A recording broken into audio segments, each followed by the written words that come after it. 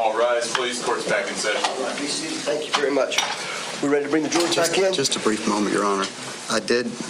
My expert explained to me I did make a misstatement when I misread my notes. I know. What I meant to say was every time you enter a profile that's not recognized, you get the same number. Very well. Okay. Fair. But let's emphasize this. The line of questioning with respect to the tool and the utilization of the tool by this witness is entirely proper. And my guess is you want to go into that area. Is that right? I'm going to ask her if every time you put a profile that's not recognized, do you get the same answer? Yeah, it's a fair question that's worthy of being asked, and we'll deal with that. Anything further? All right, let's Oh, bring wait, it. one other, Yes, sir. one other issue.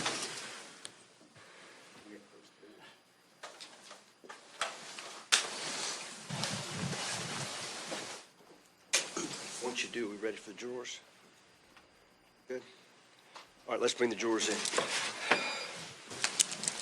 All right, everyone have a seat, please. And Mr. Warwick, Yes, feel free to go ahead, sir.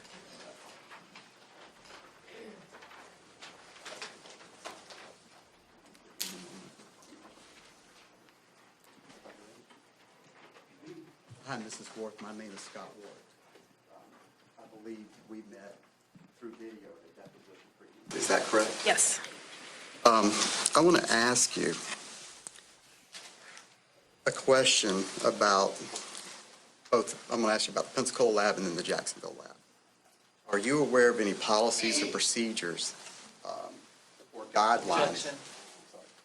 Basis. I think the general question is, are you aware of? You hadn't heard his question. Overruled.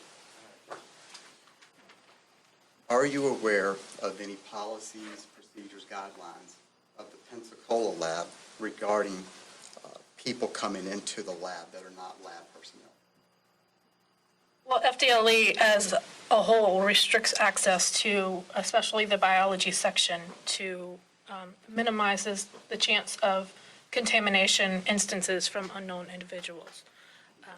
And similarly, those, what did you just call it? Or is it procedures or guidelines or rules? Yes, we restrict access to the DNA section. And that same would hold place for the Jacksonville lab? Yes. And there's a threshold of when you go from outside the lab, inside the lab, is that correct? Yes. And it's usually a door, locked key, access, something like that? Yes. How is it at the Jacksonville lab? At the Jacksonville lab, we have a coded badge, so certain people are allowed access to the section and others are not. Are you familiar with how that is physically set up at the Pensacola lab? I've never been to the Pensacola lab, but I assume it's a very similar process. And when you come across that threshold and through that locked door into the outside area and into the clean lab, a person would have to give an elimination standard, is that correct? Yes, we do keep standards from laboratory personnel on hand, so if there is an instance of contamination, we can detect it quickly. But I'm talking about not lab personnel, I'm talking about someone else such as investigators being in the lab. We discourage investigators from coming into the lab if they haven't given us a DNA standard for comparison. Okay.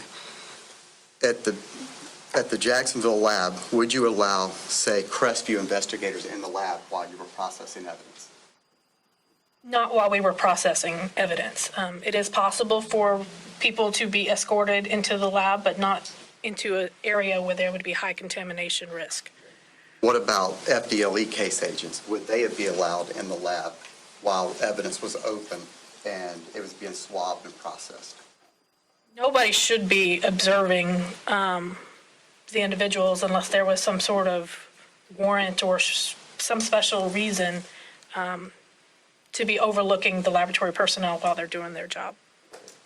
And if, for some reason, a visitor such as investigators came into the lab while evidence was being processed, they would have to wear protective gear, the same as face guards and all the protective gear that you guys wear. Is that correct? Yes. Have you ever had any kind of investigators inside of your lab while you were swabbing and processing evidence? Not to my knowledge, not personally. Could you approve that, or would someone else have to approve for that to happen? It would have to be somebody else, somebody higher than me. Okay. I want to go to and talk about your YSTR analysis on this case. There was an extraction tube that you got from Jennifer Hattler, is that correct? Yes, Okay, and that's B20E, the first one, right? yes. Okay. And B20E, the second one, was a different swab. I guess after you got the first tube, you realized there was a problem and you asked her to re-swab it, the B20 item again, is that correct? Yes, the reagent blank was a little low, so an additional sample was requested, and I wound up still working the original extract and reagent blank after I did a microcon step to bring up the volume of that one extraction blank. But I did request another swab as well, which was extracted with the original substrate. And I'm going to talk about just the first B20E extraction for just a second. We saw an email chain the other day where someone was talking about, I think, putting more buffer in it to get it from the 2 milliliters up to some higher level. Do you recall that discussion? That sounds like the email that would have been probably the technical leader involved to instruct on how to get that volume up. And a TE buffer would be the way to make corrections to that volume. Was that done to the B20E first extraction? Well, the B20E first extraction was put through the concentration step with the reagent blank, but the purpose was to bring the reagent blank up. But yes, the original B20E extract underwent that as well. But I guess what I'm asking, was the buffer added or not? I know there was a Yes. discussion of it. Okay. Yes. And somebody had to get permission to make some kind of exception to a rule or something, is that right? This might have involved an exception. I'm not sure. If you have that email, I could review it and determine if that was just an instruction or an exception kind of instance. This is the email chain. And for the record, it's pages 27,994, 27,993, and 27,992. Those were placed into evidence last Friday with Mrs. Hattler. And I just want to bring your attention to the email right here in the middle where you see my mouse around. Can you read that? Would you like me to read it out loud, or you just have to? What I'm just getting at is it says, if you could just read it, that would be. It's an email, that section is from Ms. Hattler to my supervisor, Marcy Scott, and the co-supervisor, Jason Hitt, at the time, and Jay Kelchak, which is her supervisor. It says, I did an organic extraction, concentrated to 40 microliters, loaded 20 for high agility, then targeted 1.5 nanograms and used 10 manually. So only 10 microliters left. They are always stored frozen, so possibly from evaporation, ? Anyway, to add more TE, like an exception, sorry for all the fuss. So that was Jennifer asking if there needed to be an exception because the volume was a little low on the reagent blank, because there may have been some evaporation, because it was only at 10 microliters when she ended, and I found that it was a little bit short. So we lost a little bit of volume. I believe when it got to you, it was only 2 microliters. Is that correct? If you look at the email just below that, Okay. It says Sukhan opened this package, and there's only 2 microliters of reagent blank for 20E. Yes. Okay. So that wasn't, I needed 10. If I could read the rest of the email, I might I'm be able sorry. to I'm sorry. determine if that was an actual exception or if it was just further instruction. Okay. There's information from my supervisor suggesting that would have needed a exception, TL exception, for me to use that reagent blank that was low, which is why another sample was requested. So the second B20E was a different swab on a different day of the same sweatshirt. Is that correct? Yes. Okay. But it was still labeled in all the paperwork. They were both labeled B20E. Is that correct? That would have been Jennifer's work. I'm not sure how she identified the sample in her end of it. Okay. And then you analyzed the second swab, you extracted the second swab, is that correct? I did. Which means you took the swab, you stuck it into the buffer and put it in the tube and did whatever you do with it, is that Yes. correct? Okay. She extracted the first one, you extracted the second one. Correct. Right. And then you analyzed B20E the first one and B20E the second one, is that correct? Well, I did. I took that original extract, corrected the volume, and ran that.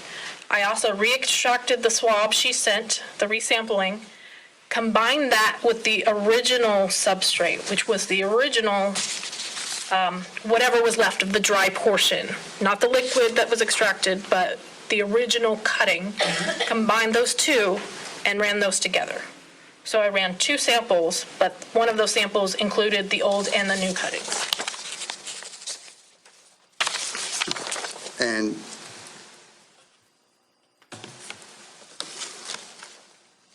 I have here your YSTR summary sheet and your YSTR calculation page, if I could approach the witness, Your Honor. I have pre-marked as Defense Exhibit G and H. Defense Exhibit G is page 14,808. And Defense Exhibit H is page 14,805. Do you agree with that? Yes. Okay. And Exhibit G, it's 14,808. Is that your YST, a copy of your YSTR summary sheet? Yes. Okay. And page 14,805, that's labeled Defense Exhibit H, is that the calculation that you did on this sample? Yes. Your Honor, I would move G and H as evidence. No objection. G and H will be admitted without objection.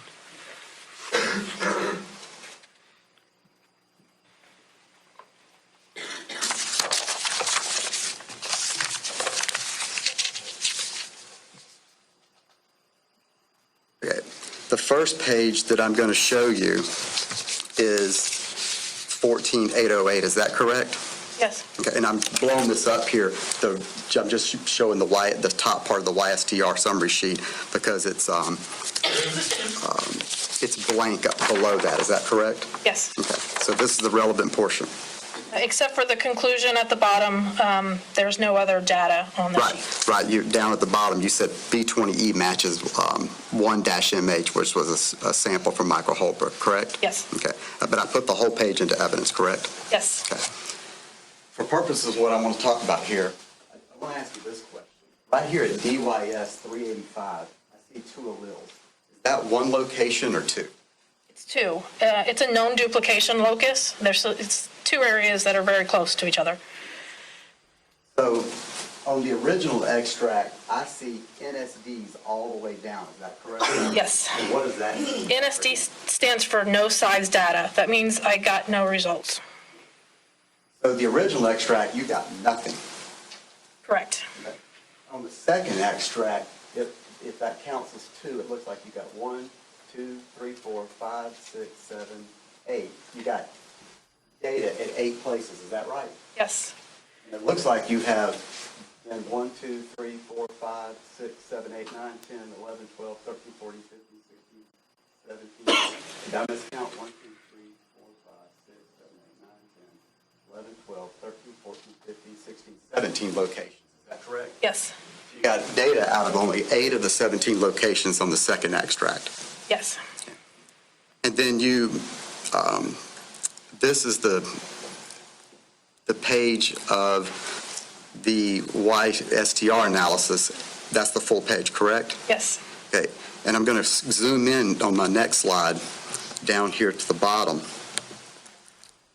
to the actual analysis output from that program. Is that correct? Yes.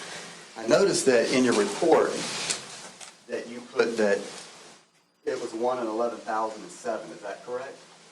Yes. And that's for the entire database. Right. But right above that, it says for Caucasians, 1 in 3,446. Is that correct? That's correct. Which would be more appropriate to use in the case of Russell and Michael Holbrook, the total or the Caucasian database? FDLE reports the total on every instance. If you want to discuss the Caucasian, we can focus on that if you'd like. But as we sit here today, we can look at Russell and know that he's a Caucasian. Is that correct? He's to the right of Mr. Jarvis He standing up. appears to be to me, yes. And this database tool that you use, it's the US YSTR database, release 3.3. Is that correct? Yes. And I just have it, it's kind of fine print, so I just zoom that out and put it off to the right. Do you agree with that? Yes. Okay, and and that particular version of the database was dated February 1st, 2014. Yes. Okay, and that database is inside of a tool called the Harris County Mixture Tool. Is that correct? The Harris County Mixture Tool draws information from that database to use in its calculations. And the Harris County Mixture Tool it's basically a Microsoft Excel spreadsheet with a macro, correct? Yes. Okay, and anybody in the world can go on their website and download it. That's correct? Yes. And the tool was created by the Harris County Institute of Forensic Science. Is that correct? Yes. Okay. And let me ask you this. Every time that you give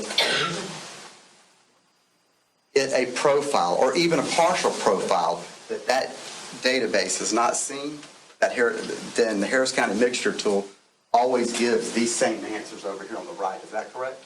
Yes, anytime there's 0 occurrences, since the number and the database size is going to remain the same until we go to another release, then it's completely based on the number of times it sees that profile. So anytime you have 0, it's going to do the same calculation. Sometimes you can put in as few as 3 or 4 alleles, and it's a partial profile, and the database will have seen that 0 times, correct? Well, FDLE doesn't define 3 or 4 alleles as a partial profile. We wouldn't interpret that. We define it as 7, but you could put 7 in and see it 0 times, and it would give the same calculation because it was based on seeing that profile 0 times within that database. But you can also put only 3 or 4 alleles in and get 0 times, correct? Yes, you could. FDLE doesn't do that because we wouldn't be entering profiles that weren't profiles. But So- if you do enter only 3 or 4 alleles and it doesn't recognize them, you're going to get the same answer. Is that correct? If they are seen 0 times within that database, then you'll get the same calculation, yes. And it doesn't matter what alleles you put in, and doesn't matter the number of them. If you put a combination in that it's never seen before, then you will get this same answer every single time, correct? Yes. Let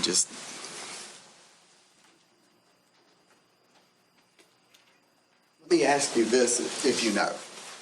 Do you know who is in the population of that database of almost 33,000 samples in that database? Well, the samples come from all over the country. There's different laboratories that submit samples to it. Most of them come from the FBI. There's a lot that come from the manufacturer laboratories. Promega, Applied Biosystem submit a lot. And then there's a lot from like schools, research laboratories, and then they also come from some criminal laboratories as well. And private laboratories also submit a large number. And this database is much smaller than, say, the CODIS database that the FBI uses for regular DNA. Is that correct? Yes, the CODIS would be for the autosomal or normal DNA, and that database is much larger. In fact, that database, I think it's somewhere around 12 or 13 million total people in it. Sounds about right. Yeah. So this is a relatively small database compared to the ones you use for regular DNA. Is that correct? Well, see, the CODIS database isn't used for statistical purposes, so we're not talking about the same thing. Mr. Drake. Yes, Judge.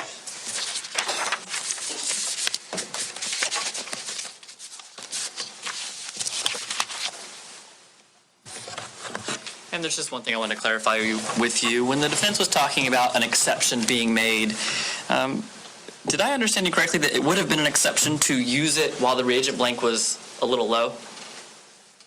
It looked like it was something that needed TL approval to do anything with.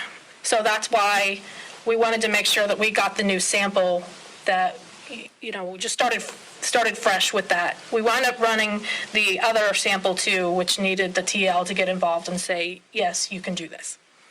So when you got that second swabbing, was that an exception or did that alleviate the problem of an exception?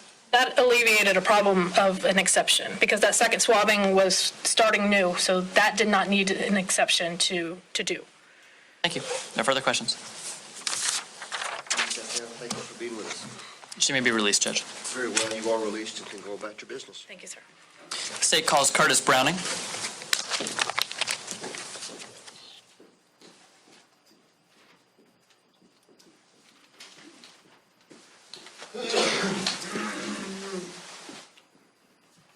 Good morning, sir. Could you face our clerk, please, to be sworn? The solemnly swear and affirm the testimony about the knowledge, the truth, the whole truth, and nothing but the truth.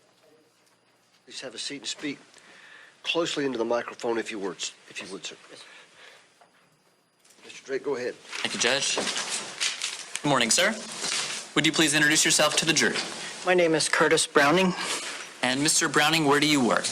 I currently work for a company called Worldwide Counter Threat Solutions in Charlottesville, Virginia.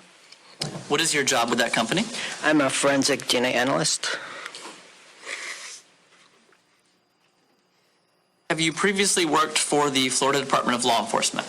Yes, I have. When did you work for them? I worked for them from March 2000 to March 2010.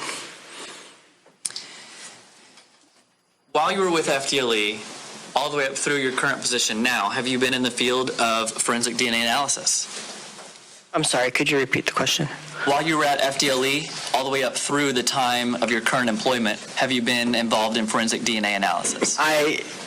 There was a year and a half in which I worked as a trainer in the field of forensic DNA, and then I was not employed for around 2 years also, from August 2016 to November 2018.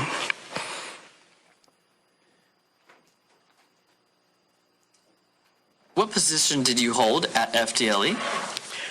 When I started at FDLE, I was a forensic technologist. I was promoted 7 months later to be a crime laboratory analyst in the biology section. Could you describe your educational background for the jury, please? I have a bachelor's degree in biology that I received from the University of West Florida.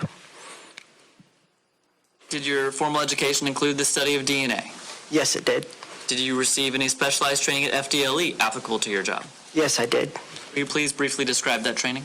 Sure, I underwent a training program that lasted approximately a year and a half, in which the first 6 months was spent in the field of forensic serology, or the identification of body fluids such as blood, semen, and saliva. Then that was followed by a formal training program in forensic DNA testing, followed by supervised casework. While you were at FDLE, were you required to perform proficiency tests? Yes, I was. Did you ever fail one of those proficiency tests? No, I did not. How many DNA analyses and comparisons have you performed in your career? I don't know. It's well over 1,000. Have you previously testified as an expert in the field of forensic biology and DNA analysis? Yes, I have. Approximately how many times? I don't know the exact number, but I would say between 15 and 20 times. Does your current job require you to testify in court? No, it does not. Did your time at FDLE require more court appearances? Yes, it did. At this time, I move to qualify Mr. Browning to give his opinion in the field of forensic biology and DNA analysis. He will be so qualified and be able to give expert opinion in those disciplines. Thank you, Judge. Sir, what was the time frame of your work in this case? This case, I worked 2006 to 2008. Did you receive any known standards for the victim, Melissa Howard? Yes, I did. What did you receive? If I could refer to my reports. Yes, sir. For Melissa Howard, I received a liquid blood sample represented as being from Melissa Lynn Howard. I also received a buccal or saliva swabs represented as being from Melissa Howard also. What did you do with the liquid blood sample? A blood stain card was made to preserve a portion of the blood for DNA testing. Madam Clerk, may I ask for a couple exhibits from you? I would like State's Exhibit 14 and 15.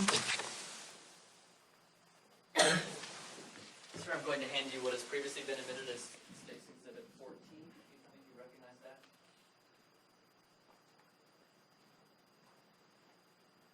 Yes, I do. And what is it? It is a purple top tube of blood from Melissa Howard at autopsy. And is that what you analyzed as part of your work? Yes, it is. If you would look at State's Exhibit 15 placed in front of you, do you recognize that exhibit? Yes, it's a blood stain card that was made from the purple top tube represented as being from Melissa Lynn Howard. Is that exhibit in the same or substantially the same condition as when it was created? Other than being a little folded, yes, it is. Judge, at this time I move State's 15 into evidence. 15's in without objection. Thank you. Sir, were you able to develop a DNA profile for Melissa Howard? Yes, I was. Was there anything else from the victim's body at the autopsy that you analyzed? Yes, I analyzed fingernail clippings represented as being from the victim at autopsy. Madam Clerk, could I have a State's Exhibit 13, please?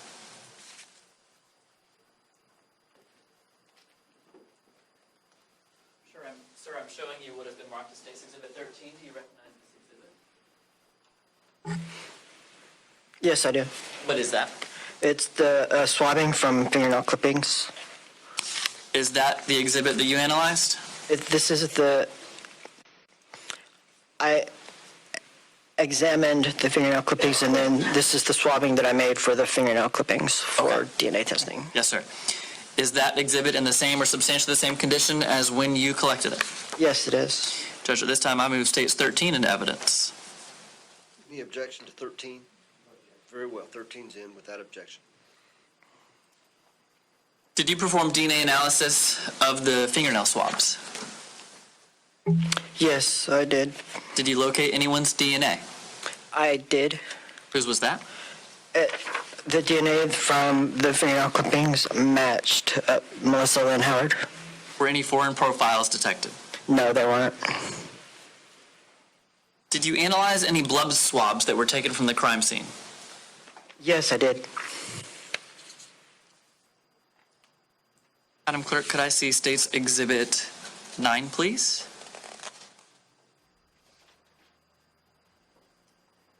And 11.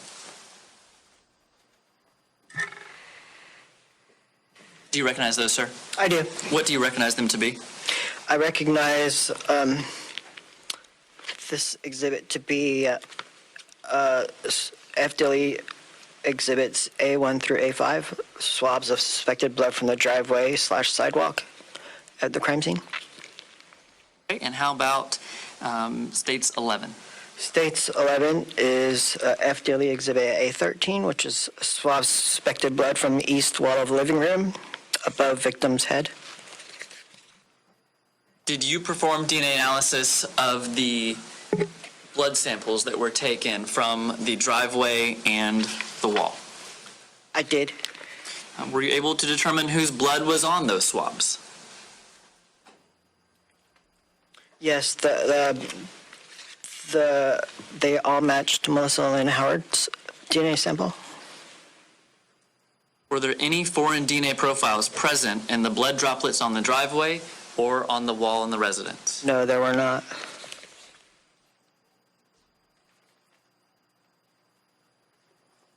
Clerk, could I see State's Exhibit 10, please? Sir, did you analyze any items that were collected from the residence? Yes, I did. Can you use State's Exhibit 10? Can you tell me if you recognize this exhibit?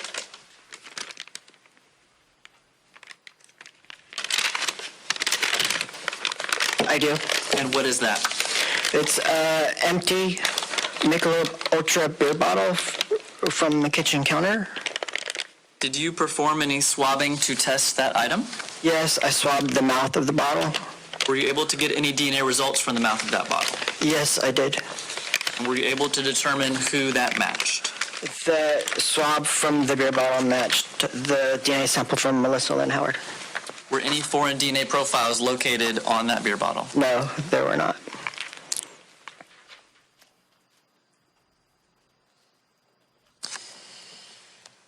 Were you provided any buccal swabs from other people in this case? Yes, I was. Were you provided a buccal swab from Michael Holbrook, State's Exhibit 36? Yes, I was. And how about for Brian Howard? Did you receive buccal swabs for him? Yes, I have buccal swabs representatives being from Brian Dean Howard. And how about for Karina Schultz? Yes, I received buccal swabs representatives being from Karina Schultz. Sir, I'm handing you Exhibits 36, 37, and 38. Could you just tell me if these are the buccal swabs that you have just been tested?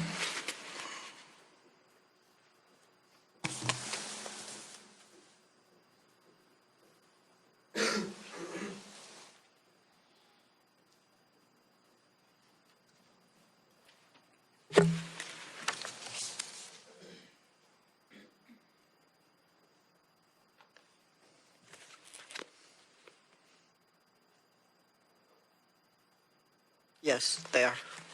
Did you perform the DNA extractions on each of those exhibits? Yes.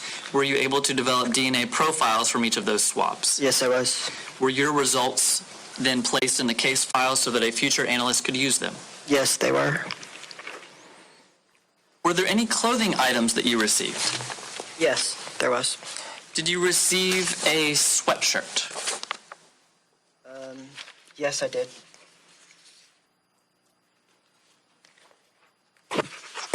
I'm going to hand you what I have marked as State's Exhibit 40A through 40F. Could you tell me if you recognize these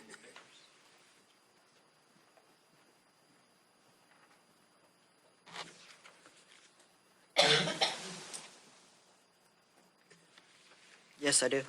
And what is State's 40A through 40F? They are pictures that look to be the ones that I took when I examined this item. Are those fair and accurate representations of the B-20 sweatshirt when you looked at it? Yes, appear to be. I move States 40A through 40F into evidence. Would be entered without objection. Did you perform any DNA analysis of that item, sir?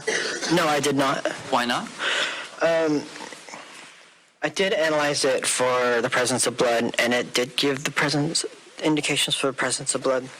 However, my thinking at the time was that there was so much blood on the sweatshirt that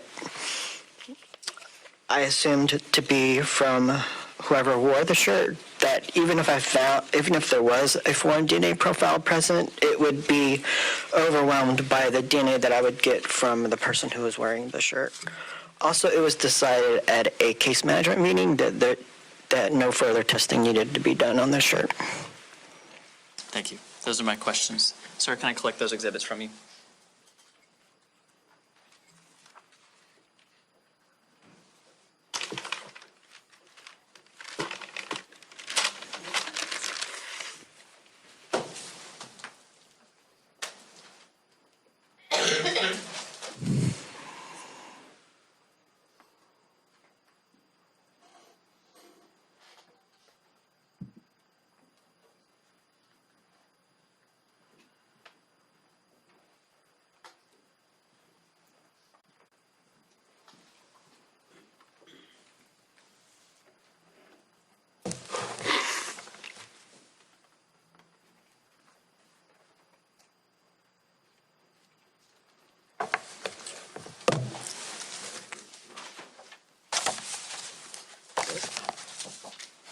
Mr. Browning, how are you? Hi. As you know, my name is Scott Warwick. We met previously at, I believe, a video deposition because you live out of town. Yes, sir. Okay. And we just met this morning, and I reintroduced myself. Is that correct? Yes, sir. Other than your deposition, you and I have never discussed this case. No, we have not. I want to just touch on quick subject before we move on to your analysis in this case. You used to work at the Pensacola DNA lab, correct? Yes. And when I say that, I mean the Florida Department of Law Enforcement, the Pensacola lab at the P-Rock office, correct? Yes, sir. And there's some kind of a threshold that people have to walk across to come into that lab. It's a locked door or something like that. Is that correct? Yes. Can you tell the jury how that works and what that is? Back when I worked at FDLE, you needed an access card to get into the DNA sections. And if someone like a visitor was coming in, when I say a visitor, it could be investigative agents, FDLE case agents, whoever. If they were to come across that threshold of that locked door into the clean lab, they would have to give an elimination standard. Is that correct? They should, yes. That way, if there's a contamination somewhere along the way, you can run that standard and determine where that contamination came from, correct? Yes.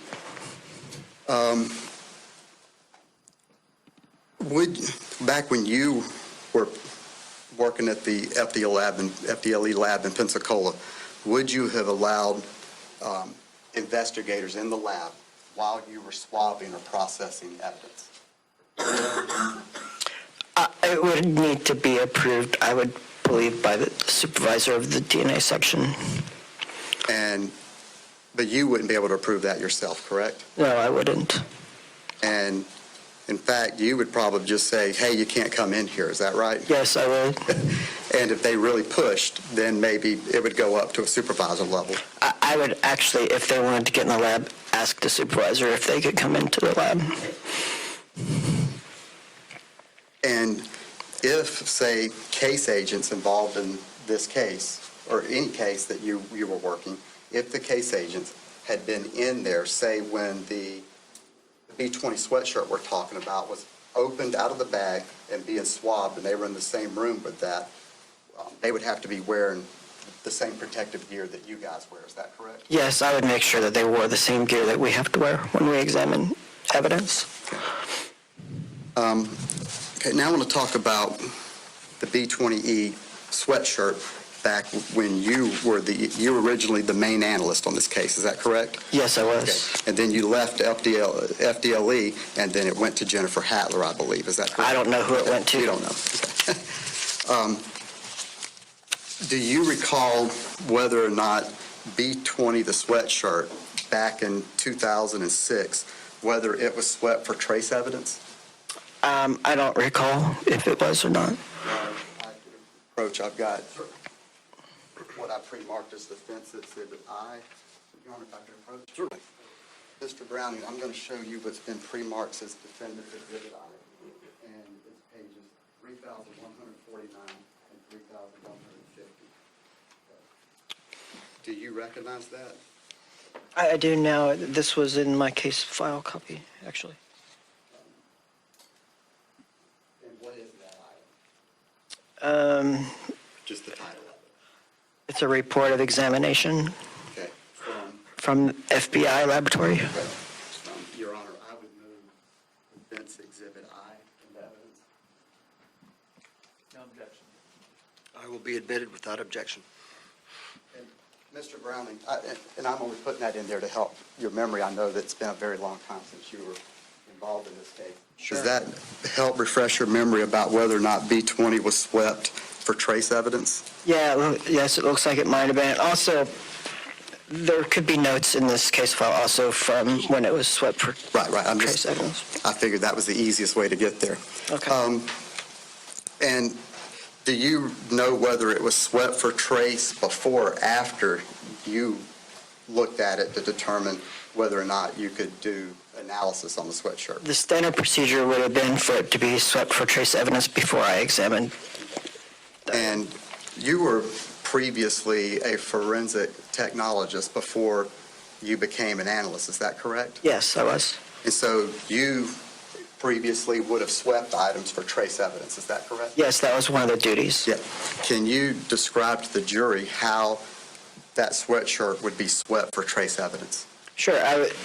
The first thing I would do is gown up in a Tyvek suit with a face mask, covered head to toe as much as possible with gloves, and then clean the entire room with bleach in order to get rid of anything that might be there and have DNA traces. Then a sheet of butcher paper would be placed on a table. The item would be hung up on a bar above the table, and it would be swept with a spatula in order to knock any trace evidence off of the item and to collect onto the butcher paper. And that spatula where you made that motion kind of with your hand going up and down, that's just a long piece of metal that's almost like a long butter knife, is that correct? Yeah. And you scrape all the way down everywhere on that item, is that correct? Yes.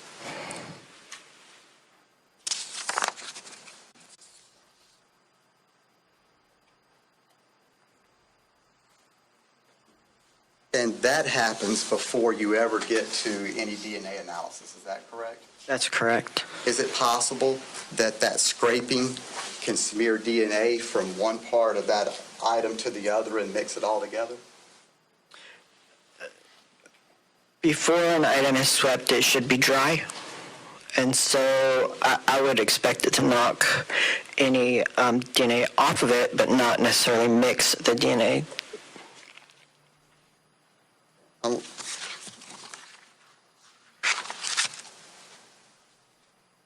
Okay. I also noticed that you had items C1 and C2 in that report on July 26, 2006. Is that correct? Yes. Okay. And those were labeled as swabs of suspected blood from a UPS truck. Is that correct? Yes, they were. Okay. And they were extracted, meaning that the swabs were put into a tube with a buffer and it was shaken up, or however you do that. Is that correct?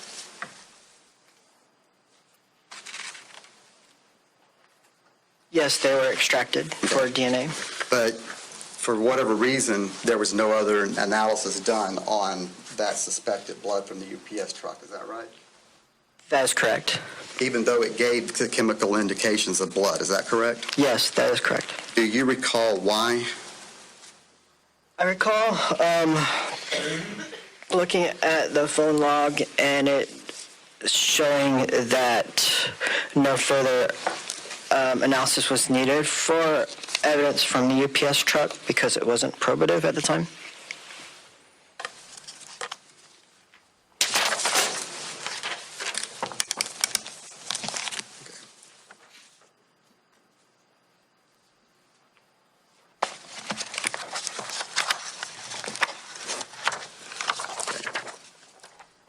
Brownie, what I'm going to show you is from the data file, page 14,561 and 14,562, okay?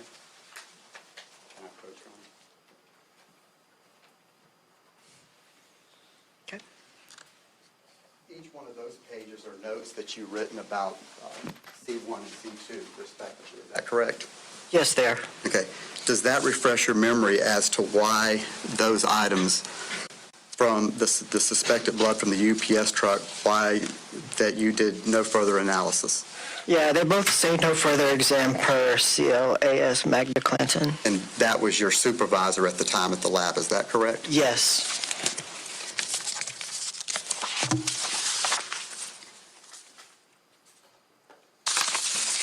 And, Your Honor, we've agreed not to put those into evidence because there are other notes on those All right, pages. very well. And those are the notes that he's looking at right now? Yeah, Do you need to retrieve those? I will. Thank you. But there was also the phone log also. So the decision was made by your supervisor, Magda Clanton, is that correct? Yes, as far as I can remember. Right. Do you know why that decision was made, or you just don't know? All I have to go on is the phone log as well as those pages. Okay.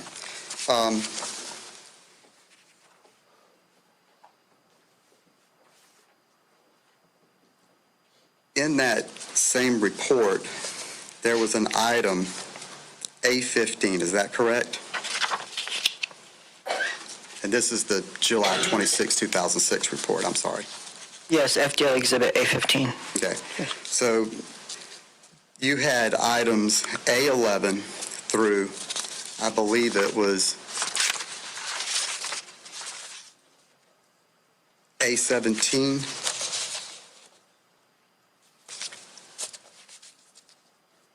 That were suspected blood being from the east living room? Yes. Okay. And of those items, you only worked A15, is that correct?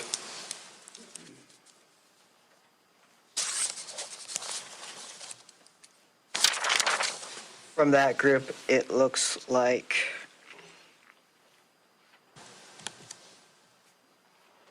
I did DNA testing on A13 and A15. Okay. And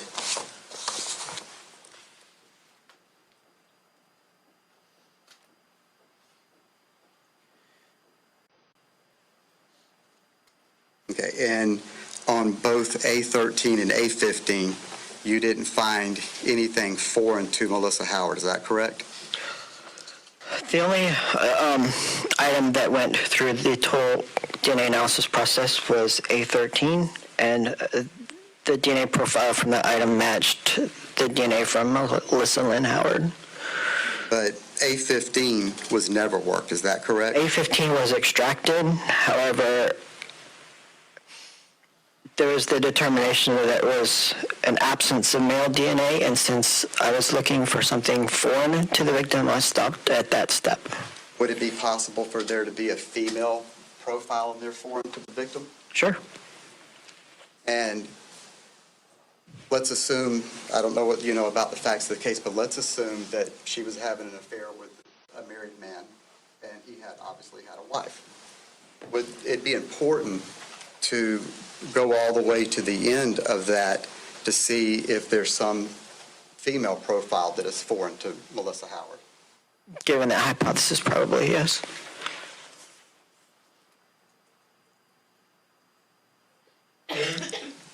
You also analyzed Exhibit 1A and 1B, which was submission number 6. Is that correct? I examined at first an item 1, and then I took samples that I labeled item 1A and 1B. Okay. And those were that was a napkin that had blood on it. Is that correct? It was a napkin that, yes, gave chemical indications for the presence of blood. Okay. Did you ever get all the way to the end and get a profile for 1A and 1B? Yes, I did. And but at that time, all you had was a foreign male profile. Is that correct?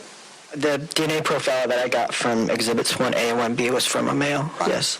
But this was way before anyone was looking at Russell's DNA, so you would not know whether or not that he would be excluded or whatever with that. Is that correct? I'm sorry, who's Russell? Russell, the defendant over here. You never had his standard at that time to make that comparison. Is that correct? Well, I had a number of standards, and then I also had a Mountain Dew can. Okay.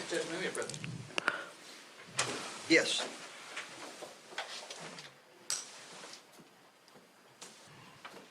Give me just a second, Your Honor. I think just the point I'm making is that at that time, you didn't have Mr. Holbrook's standard, Mr. Russell Holbrook's standard, so you could make no comparisons between any of those items and him. Like a buckle swab standard is what you're talking about?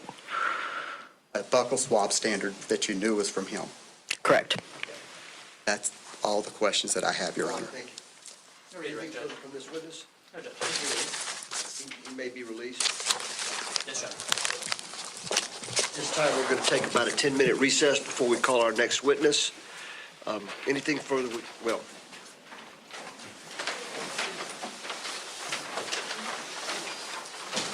Judge? yeah.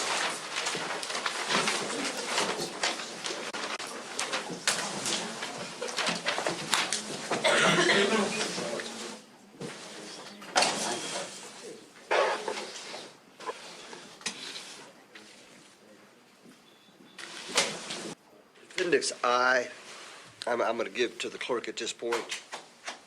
Our witness had that. He handed it to me, and I'm going to hand it to the clerk. All right. Anything further before we break? No, Judge.